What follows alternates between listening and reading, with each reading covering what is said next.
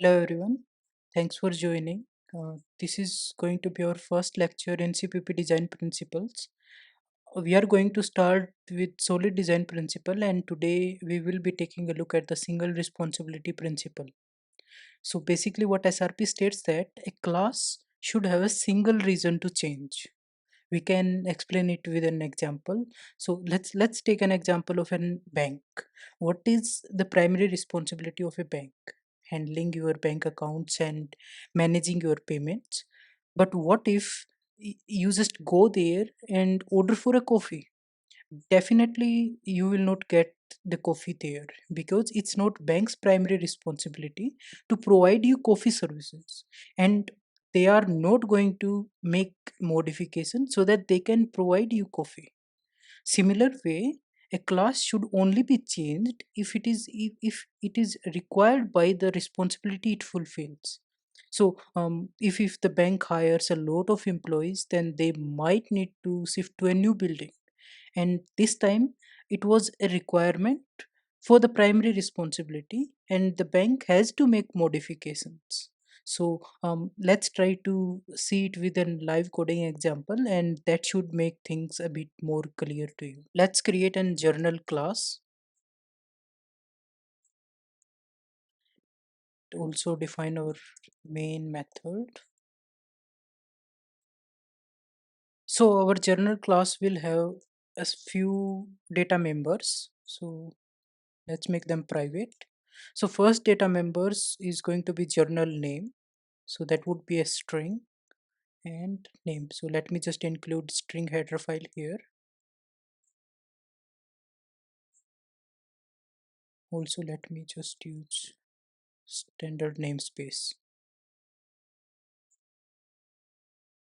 Now our journal class will also store list of entries. So the entries which we are going to make.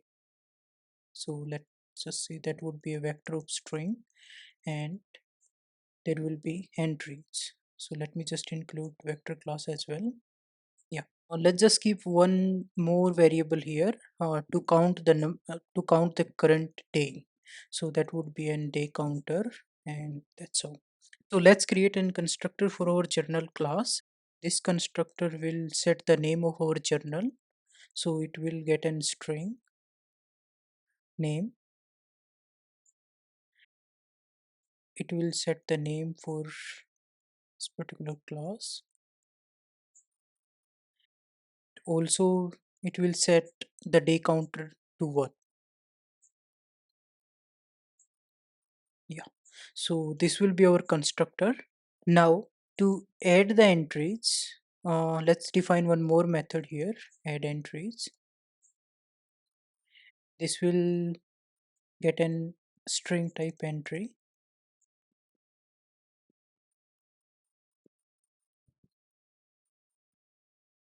We will add this particular entry in our entries list. So entries list dot pushback. Let's keep the day counter as well in play. So this will push the entry with the day as well. I guess we are done with the add entry method. Now let's just make these two public as well, because we are going to access these methods from the main method. And let's just create a journal object j1. We have already given the name. Let's just keep it j1. Add a few entries in the j1 object. So let's just say this will be our first entry. This is my first entry. Second as well. So this is my second entry.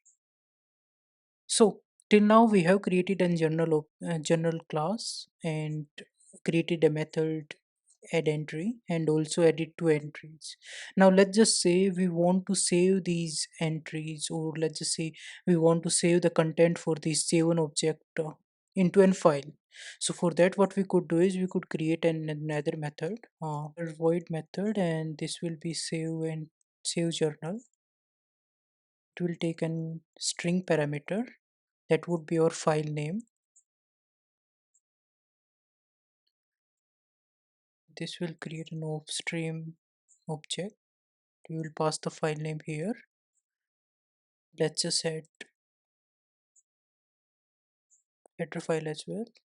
Now we are going to iterate all over the entries to save them into the file. So let's just create a loop for all of the entries. We will pass it to the upstream object. So this will be our uh, particular entry, and then file. So let's close this particular file as well. Yeah. So now we just have to call it from here to save this journal into a file name. Let's call it file name 1. Now let's run this particular program and see the output. It is successful. So yeah, you can see the new file created here. This is the content. So this is what we have added here. So till now everything is fine. I mean, we have created a program and that is being executed successfully. But now let's just say someone comes and asks us to instead of saving this all of the journal data into a file, to save it into a database. So to fulfill that particular requirement, what we have to do is we have to update this particular method, and this method is part of this particular journal class. So in a way, what we are doing is we are updating this journal class. Why we are updating it? Because we have to save the journal into a database instead of a file name. But does that have anything to do with the general class? No, because saving this particular file or saving this particular object into a file or a database, it should have been a different responsibility, and we should have created a different class for that. So, to remove this particular responsibility from the general class, what we could do is we can just move this method from here. We can create an persistence manager. So let's just create another class.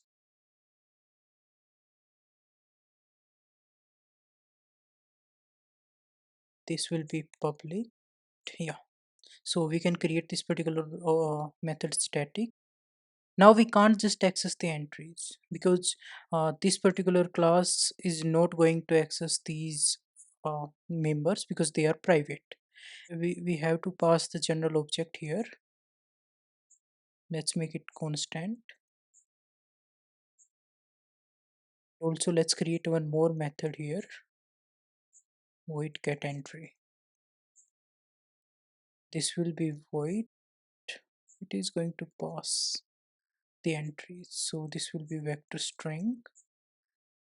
Also, we don't want it to change anything, so it will be constant. It will return entries.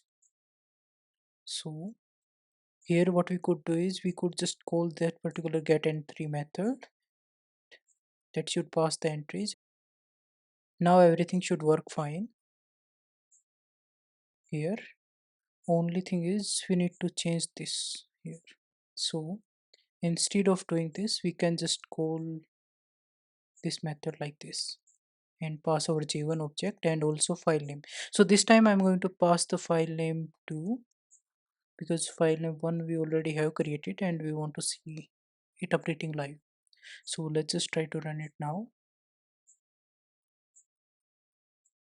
You can see there is file 2 and it also contains the same data. So now if somebody asks you to change the storage mechanism, or like ask you to save all of these data entries into an database instead of an file, so you have to just update this particular class and journal class will remain unchanged. So this is how we have differentiated or divided the responsibilities between these two classes, and now each class has its own responsibility. They are uh, they are responsible for that only.